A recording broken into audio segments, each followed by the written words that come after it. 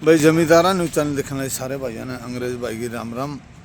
आज आप इशार पहुँच गए। इशार अपने रणवीर गंगवा की कोठी पे जो उनके लड़के उनको मुबारकबाद देने के लिए बिल्कुल भीड़ का तांता लगा हुआ है। 400-500 आदमी है और उनसे बात करें कौन से गाँव से कौन से हल्के सारे बात करें सारे पतियाँ।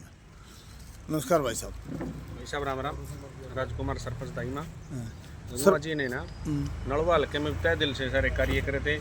अभी इनको बरवाड़ा की सेवा का मौका मिला है। यहाँ भी पूरे तय दिल से ये गरीबों के साथ रहे हैं, 36 बिरादरी के साथ। नलवा हल्का में रणवीर गंगवा ने कुछ जो नलवा हल्का की मान साहब की जीत तय थी, लेकिन आखिर के जो माहौल पलटा सुनने में आया है सूत्रों के वाले पर नलवा साहब यहाँ एक दिन घूम के गए थे, इसीलिए रणधीर पनियार जीत पाए। इस पर क्या कहोगे?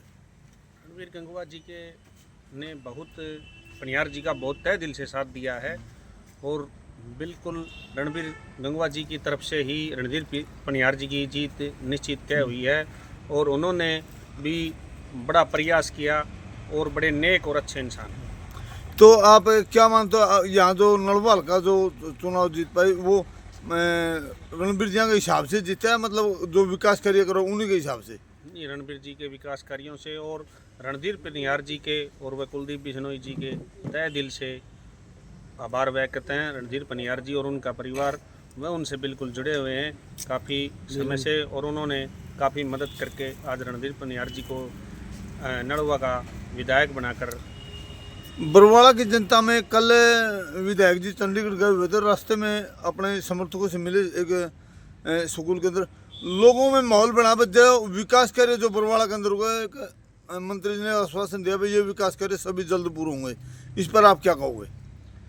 गंगवा साहब तो पहले से ही विकास कार्यों के लिए जुटे हुए हैं, विशेष ध्यान रखते हैं और अभी हमें गंगवा साहब से मिले तो गंगवा साहब ने कहा कि हम अब जैसे नड़वे का विकास किया उसी तरह बरवाड़ा शहर का विकास करके हम तय दिल से लोगों को जिस भावना से हमें जीत हासिल की है उससे बढ़िया काम करके और आगे चौथी बार कमल खिलाने का काम करेंगे। ठीक है, नमस्कार जी। नमस्कार जी। वैसे आप परिचय मुताबिक क्योंकि आप लगातार बरवाड़ा हल्का में और घूमते रहे हैं, आपने वोटों की अपील भी की, एक बार हमारे दर्शकों को परिचय करा दो सर। मैं संजीव गंगवा रणवीर गंगवा जी का बेटा हूँ।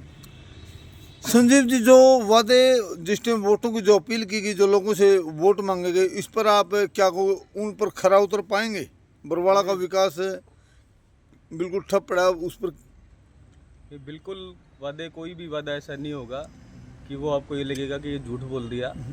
जो भी बात कही है, चाहे वो शहर की बात करे, चाहे शहरी क्षेत्र अपना बरवाड़ा लगता है, मेलगेट लगता है, या चाहे गाँवों की बात करें, सभी क्षेत्रों में जो जो बातें कही हैं, और बात केवल कही नहीं, आगे भी देखो बहुत सारी चीज़ें ऐसी आती है जो आगे भी कोई चीज़ सामने आती है तो जो भी समस्या होगी उसका पूरा जो समाधान करवाने का काम किया जाएगा। आपने नहीं लगता है एकदम से जैसे बीजेपी की फुल बहुमत से सरकार बनी, लोगों में एक रुके पड़े बिल्कुल नहीं आओगे? 20 से 25 सीट मुश्किल से हमारे सोशल मीडिया मान रही थी, लेकिन एकदम असंभव माना गया। कांग्रेस वाले घर मशीनों में रोल दी, इस पर क्या कहोगे? देखो, रुक के केवल कांग्रेस से मारे थे और जो भारतीय जनता पार्टी का जो वोटर है वो आम आदमी जो है वो है भारतीय जनता पार्टी का वोटर।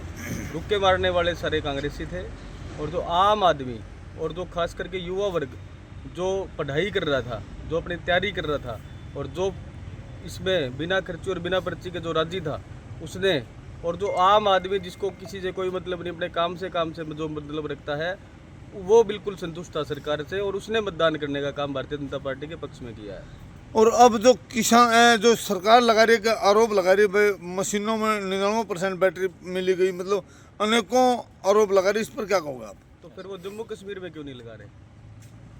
तो यही कहना चाहूँगा, यहाँ की ईवीएम और यहाँ की अलग अलग है क्या?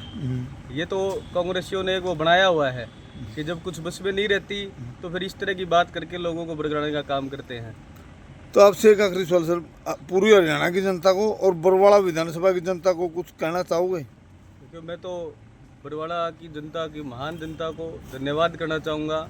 और धन्यवाद तो मैं कहूँगा एक छोटा शब्द है, हम तो जो कर्ज उन्होंने चढ़ाने का काम किया है उसके लिए केवल धन्यवाद कहने से बात नहीं बनेगी।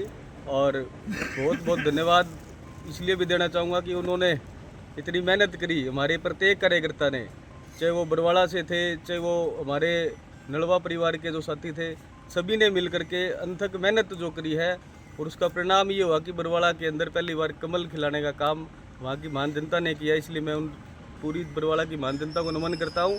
साथ ही साथ पूरे प्रदेश की जनता को का धन्यवाद करता हूँ कि उन्होंने तीसरी बार जो है भारतीय जनता पार्टी की सरकार यहाँ बनाने का काम किया है और उन पूरी जनता ने साबित कर दिया कि जो काम करेगा, जो लोगों के बीच में रहेगा, वही जीतेगा।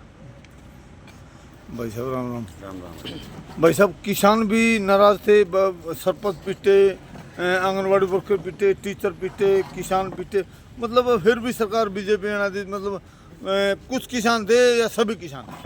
कुछ किसान थे, वो कांग्रेसी थे।